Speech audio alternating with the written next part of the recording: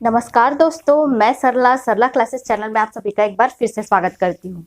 दोस्तों, corona virus से related बहुत सारे लोगों के बहुत सारे सवाल हैं जो देखने के लिए मिल रहे हैं। उसमें सबसे पहले जो बातें हैं कोरोना वायरस से रिलेटेड, 2 वैक्सीन जो अभी तक सामने आई हैं, जो कि इंडिया में बनाई गई है और जिसमें कि 2 वैक्सीन शामिल है, जिसमें कि सबसे फर्स्ट आता है आपका कोवैक्सीन और दूसरा है आपका फाइजर।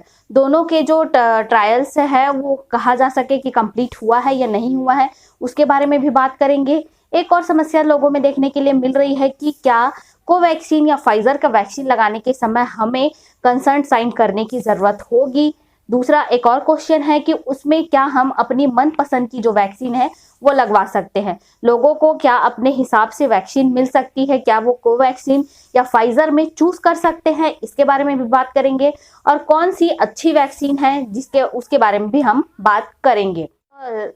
दोस्तों, जैसा कि आपको पता होगा कि 16 जनवरी से सभी को वैक्सीन जो लगने हैं स्टार्ट हो चुके हैं। सबसे पहले जो लगे गए फ्रंट लाइन वर्कर्स को, जिसमें शामिल है या जिसमें आते हैं आपके डॉक्टर्स और नर्सेस, जो कि डायरेक्ट कांटेक्ट में होते हैं किसी भी पेशेंट के, तो वो फ्रंट लाइन वर्कर हैं, उनको पहले लगाई जाएगी। देन सभी जो पुलिसकर्मी है जो कि सहयोग दे रहे हैं पूरी तरीके से कोरोना पेशेंट्स को भी, और साथ ही उनको हैंडल कर रहे हैं ज्यादा भीड़ जमा होने से या फिर और बहुत सारी चीजों के लिए उनको लगाई जाएगी। बाद में फिर और जो दूसरे व्यक्ति है उनको वैक्सीन लगाई जाएगी।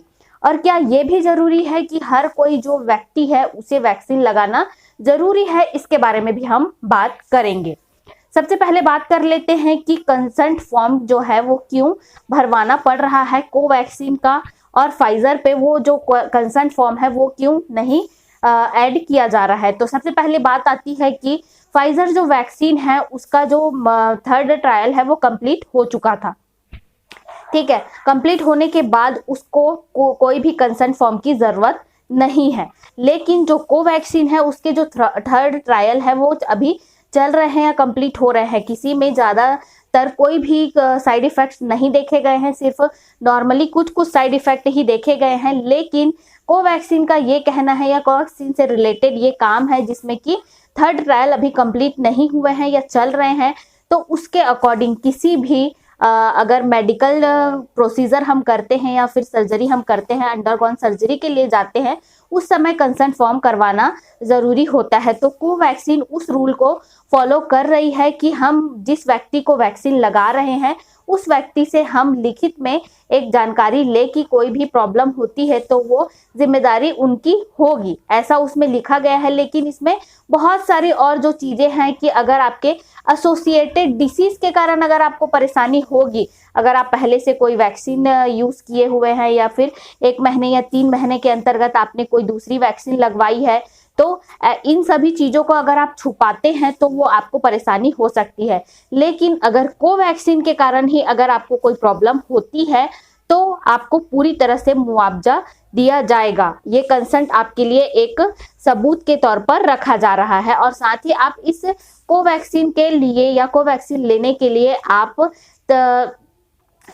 एक कंसेंट फॉर्म साइन कर रहे हैं जिसमें कि आप अपनी सहमति दर्शा रहे हैं। और फाइजर वैक्सीन के साथ ऐसा नहीं है, उन्होंने ऐसा कहा है कि हमारी जो 3rd ट्रायल है वो कंप्लीट हो चुकी है और 3rd ट्रायल कंप्लीट होने के बाद हमें इस जो कंसेंट फॉर्म की जरूरत नहीं है। और साथ ही जो फाइजर की जो वैक्सीन है वह विदेशों के द्वारा या WHO के द्वारा पूरी तरह से सत्यापित होकर आ रही है, इसलिए उन्हें कंसेंट फॉर्म जो है साइन करवाने की या करने की जरूरत नहीं है।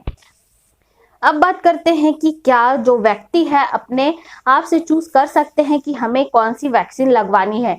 तो इसका आंसर है नहीं, आप नहीं चूज कर सकते हैं कि आपको कोवैक्सीन लगवाना है या फिर फाइजर की वैक्सीन लगवानी है। दोनों का जो आप अगर अभी भारत सरकार के द्वारा जो लगाई जा रही है उस वैक्सीन में आप अभी बिल्कुल भी नहीं चूज कर पाएंगे और आपको चूज नहीं भी करना चाहिए। जो भी वैक्सीन आपको प्रोवाइड की जा रही है उस वैक्सीन में आपको कोई परेशानी नहीं है। अगर माइल्ड या फिर मॉडरेट जो भी आपको परेशानी होती है तो आपको उसके लिए भी अलग से बताया गया है कि आप उसमें क्या क्या फॉलो कर सकते हैं।